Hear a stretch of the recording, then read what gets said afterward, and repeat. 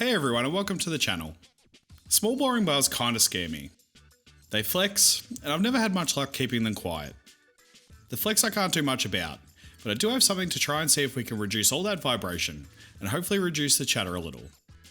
If that sounds like something you're into, hang around to see how this one turns out. So this one's going to kick off with a big old hunk of 1020, which probably isn't ideal, but it's what I've got. Just to give a bit of an idea on the thought process here, is that the traditional boring bar holder has steel on steel. Now I know there are some rubber dampened boring bars out there in the world, but they're a long way out of the scope of this channel. But I think we might be able to make a poor man's version by sneaking a little rubber into the mix in a bit of a simpler way. But more about that later. Let's get this stock squared up.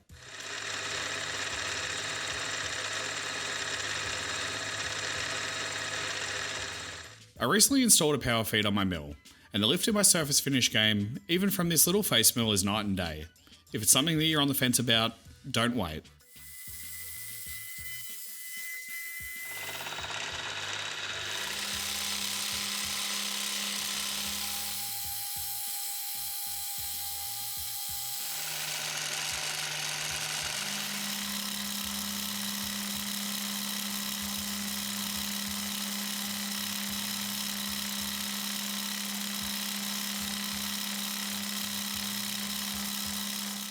And that's looking squarish, so now I can hog off the excess with a roughing mill.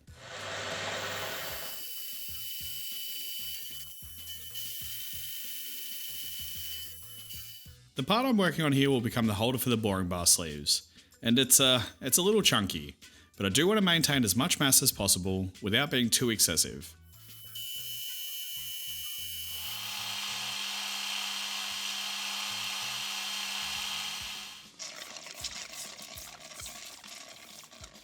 How did I miss that little strip?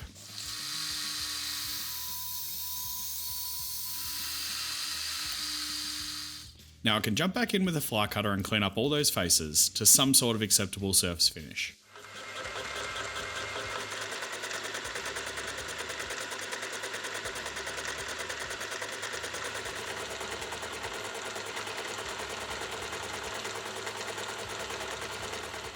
And that should be clean enough to move on. I don't have a boring head, and I need a bore that'll go all the way through this part that's bigger than any reamer I have. So I'm going to line it all up, give me a little start drill, then head over to the lathe with a 4-jaw chuck.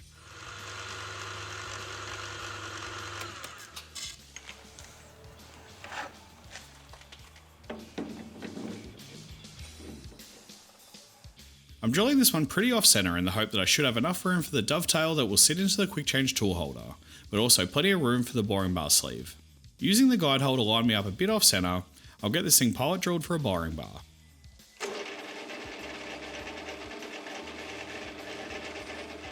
Oh, that looks like it wants to shake this place to pieces. Now I know I have a chance of this hole wandering a bit from moving it between setups, but I'm thinking that as long as the pilot hole is close-ish, the boring bar isn't going to follow the hole, it's just going straight through.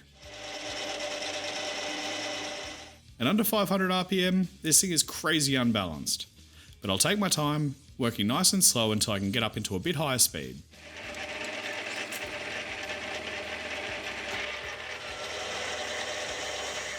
There we go, heaps less jumpy.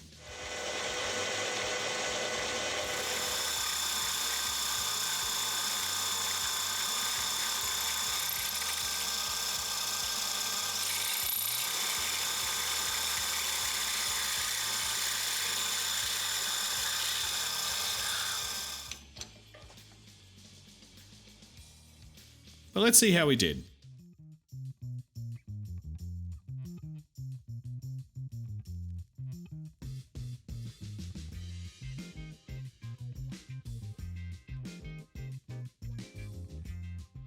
That's pretty damn close to the same offset on both ends.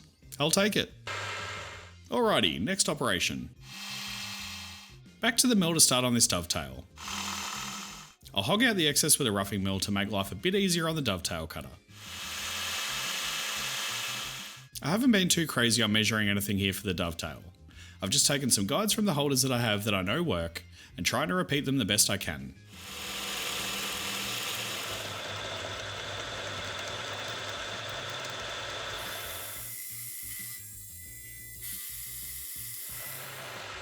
Then I can change over to the dovetail cutter.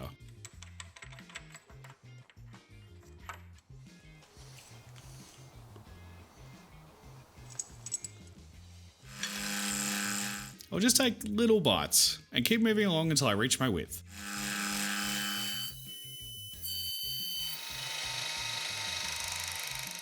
And this thing actually leaves a pretty nice finish.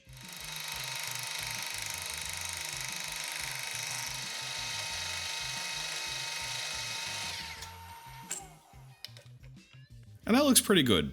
So I'll give the inside a little chamfer and we can move on to the next step.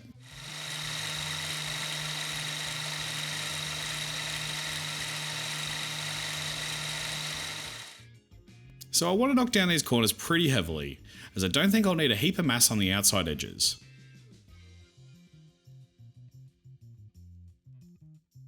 I'll set it up in the vise with an angle block that apparently we can't read from this angle, but it's at 45 degrees. Then hog off some material with the rougher.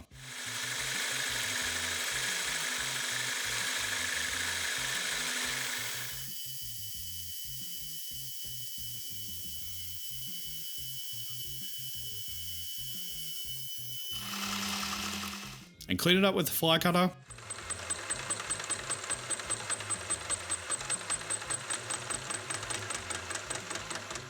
That actually looks pretty sharp. For the clamping screws, I don't think I'm going to have much luck drilling straight down on these 45s. So I'll plunge an end mill straight down and give me a nice flat bottom, and a counterbore to boot.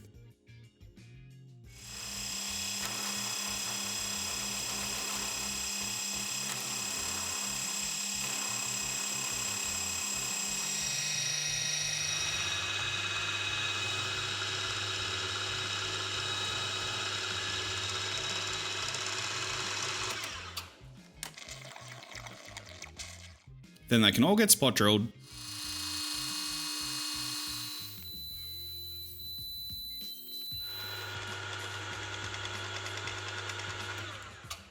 And then each one of these holes can get pre-drilled for an M6 tap.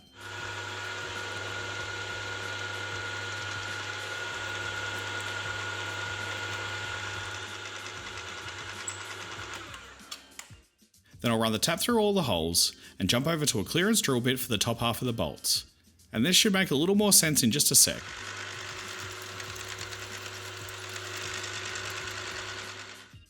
And while I have the part here and dialed in, I'll punch a hole for the main stud and tap it for M8.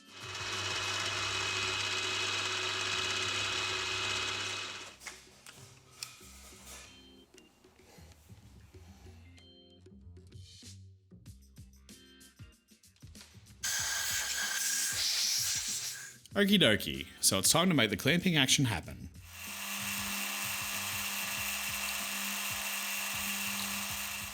When I pre-drilled the thread clearance holes, I had the depth stop almost in the middle of the part, so now, hopefully when I run this saw through, I should have a clearance hole up top, but enough thread remaining in the lower section of the clamp to clamp down nice and tight. And if you happen to be asking yourself why I'm not using the slitting saw I made a couple of videos back, well I might have already ruined it, trying to fix the finish on the taper after the video. So back to the store-bought version for now. I'm not exactly sure what I need in the way of material removed versus clamping range at the moment, so I'm going to jump over to the lathe and move forward with a few other parts, and then come back to this a little later on and dial this holder in. I do need a little nailed adjustment knob to set the height of the tool holder on the tool post. And lucky me, at the end of the last video, I nailed a little straight section on some bar as a test. And it just happens to be the right size. Who would have thunk it? So I'll drill it for M8, give it a little lead in chamfer, and tap for M8. And that might just be the best tapping chip I've ever managed to muster. Then start the parting groove, but before I go too deep, I'll switch over and pop a chamfer on the inside and outside edge.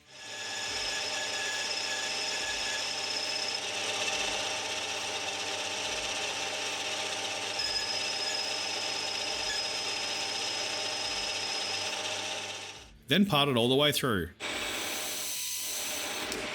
Good. We got it done, but that can be the bottom. Please don't tell anyone. That can go to the side for the minute we can knock out these sleeves. I do have some 4140 that's about the right size.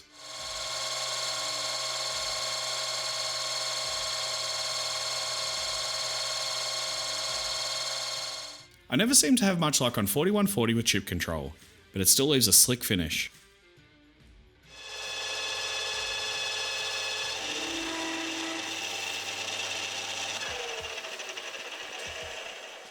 And some tail support probably isn't a bad idea while I whittle this one down to the target dimension. So let's have a little chat about what makes this setup a little different to the norm. I do have some numbers I need to stick within to make this all work. The O-rings I have a cross section of about 2.2mm and an OD of 20.2. I need these to sit in the grooves in the sleeve deep enough so that when I apply force to the clamp, the O-rings compress to the surface of the steel, and the clamping force is applied to the sleeve itself. From what I can figure, I have a window of about 15% that I'll be able to compress the O-ring in this contraption. So basically, I need the O-ring to fit the bore in the holder pretty nice, and protrude above the surface of the sleeve by no more than 0.15mm, give or take. So I'm shooting for a depth of 1.95mm depth of cut on the O-ring groove, and as close as I can get to bang on 20mm for the OD of the sleeve itself so it's a good fit, but also in the clamping range of how much I can compress the clamp itself. Hopefully that made sense to someone out there.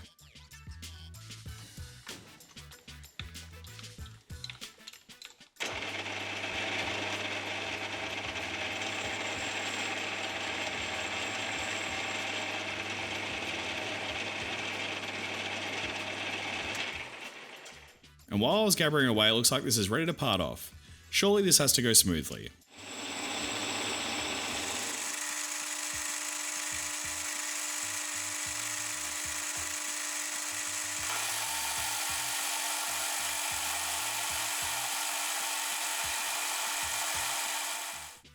You thought I was going to break another insert, didn't you? Well, in the second sleeve I made off camera, I definitely munched another one. I was not having a good day on the parting front. But just to clean up on the other face, and these can get drilled and reamed to 8mm to try and match the boring bars that I'm hoping to use in this setup.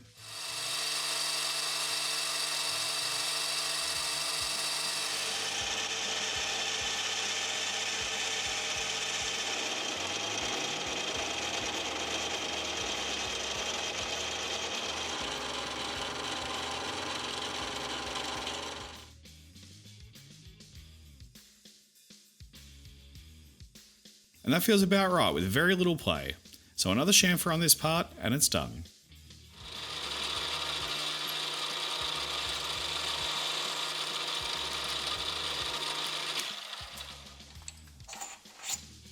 And this is why I pause for a moment on the holder. The sleeve fits nice, but I'm trying to compress about 12mm of steel on either side of this bore to make it clamp. Now I can get it to grab if I really crank down on it, but it's too tight for my liking. And I think we can fix it pretty easily.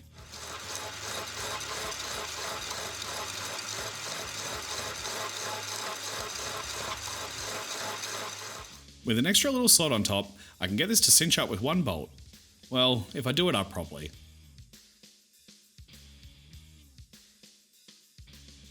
There we go, nice and snug. Now I can go and get these sleeves finished off. Back over to the mill, I'll run a little flat down one side to make the next drill operation simpler.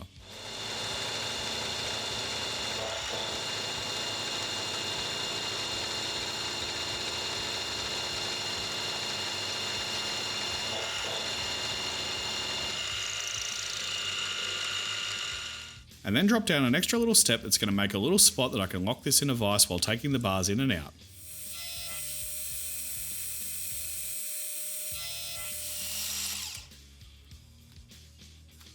Then all I need to do is drill 3 holes for some M6 grub screws,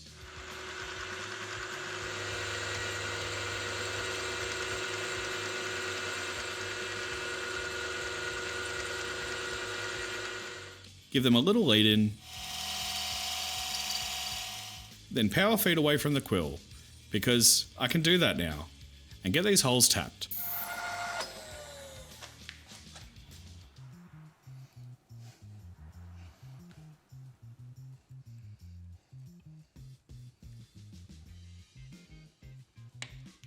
Then simply flip the sleeve over, whiz it back to the centre, and mill the corresponding flat on the other side of the sleeve.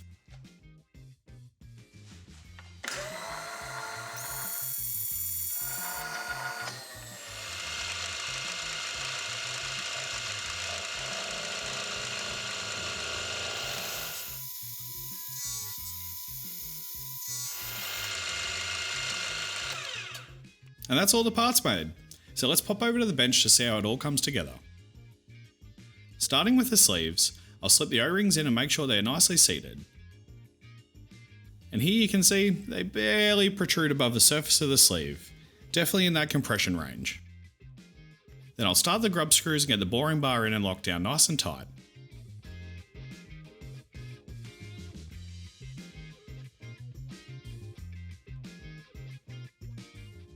Same goes for the solid carbide guy. I did think just enough ahead to make sure that at least 2 of the screws would grab the shank of the boring bar if I was using one of these really short shanked ones. And then for the holder, onto an M8 bolt goes a lock nut, followed by the little knurled disc we made earlier, and that can get locked down.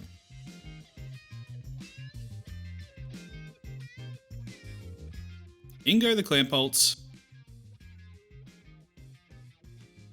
And now for the moment of truth.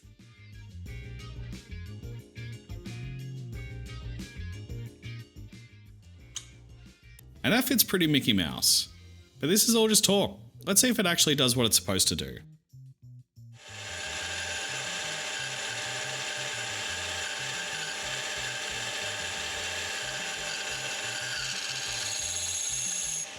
That's not bad. That little scream you might be able to hear at the bottom of the hole is me bottoming the tool out and rubbing. Pure user error. And try 1/2 mil depth of cut.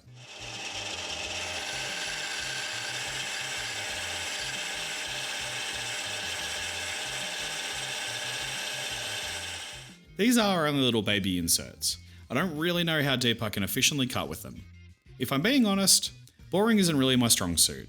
And while that might not look impressive to most, I have an amazing ability to make simple things look really hard. But I'm getting a lot less chatter and general horrible noises than I normally would, so I'm going to call it a win. Thanks for hanging around everyone. If you liked the video, please consider giving it a like and leaving a comment down below. See you on the next one!